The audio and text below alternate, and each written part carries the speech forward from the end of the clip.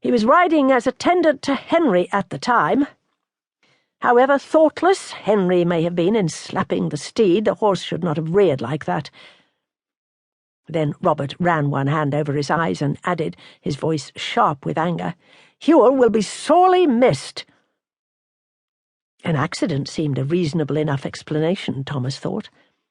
Nonetheless, Sir Geoffrey's overheard remark about Henry's soul finding a place in hell suggested that there might be more to the tale, perhaps something omitted that would explain why this particular horse had bolted. Indeed, from Robert's manner of telling the story, Thomas suspected that he did not believe the servant's death had been an accident at all. The Lord Henry seemed uneasy lest others think he was in some part to blame for what happened, he said, curious to see how Robert would answer. "The Lord Henry believes that he, not God's created earth, should be the centre of the universe. Whether the matter be good or ill, he cannot bear to have attention focused away from himself." An interesting reply, Thomas thought. It carefully evaded addressing whether carelessness, accident, or even a deliberate act had caused the death of the servant. And the woman who so grieved over Hewel? Is she sister or wife? "Widow. In a fortress full of soldiers she will not remain long without a man, but they did have young children together. Henry may not have dropped one coin into her hand, but his father has a more generous spirit, nor would we let them starve. Nonetheless, even the promise of food in their bellies and a warm enough hearth will not chase the bitter chill of their father's death from the hearts of those little ones this winter season." Thomas nodded in silence as he turned to look at Robert's future brother-in-law. Henry was standing with the two women who had been part of the tragic morning ride. At this distance the colour of his face seemed to have cooled, but he was waving his hands with animation. Thomas bent his head in the direction of the Lavenham air. "Not even a coin? Has he always been such a brutish man?" "Since childhood," Robert snapped. Then he shook his head. "Forgive me, Thomas. My anger over this cruel death has unbalanced my humours and chased all impartiality away.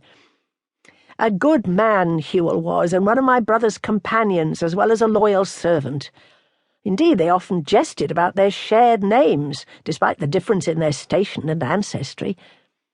I dread sending this news to my brother while he's in the midst of a war. Hugh will grieve deeply, as do we all." Robert hastily rubbed his eyes as if dirt had flown into them, but Thomas knew the cause was tears, not dust. "It is true," Robert continued. "Henry and I have never gotten on, even when we were but children together. He has always had too much choler, yet he would never face anyone in a fair fight. When men are faced with differences, I do believe they must live with those they can and exchange honest blows when they cannot. Yet had Henry been a monk who must turn the other cheek, I would have acknowledged his courage. Instead, he attacks in deceitful ways." Robert fell silent, then added, "Perhaps it is enough to say that I have never liked Henry.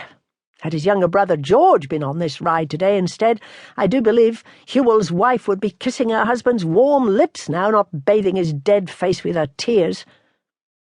There was no mistaking the bitterness in his tone. "Pity the latter is the second son, then." Robert nodded, but he seemed distracted. "And Sir Geoffrey?"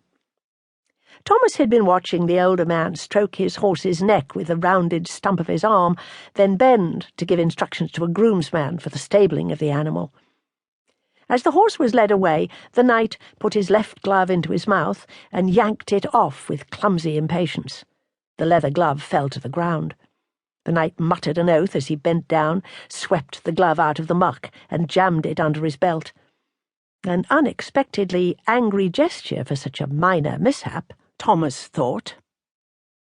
Was the loss of his hand recent? "He is the father of the Lady Juliana and her two brothers. A fine knight, far more a man than Lord Henry will ever be. You see he has lost his sword hand. A sad thing. In the de Montfort rebellion? Not in battle."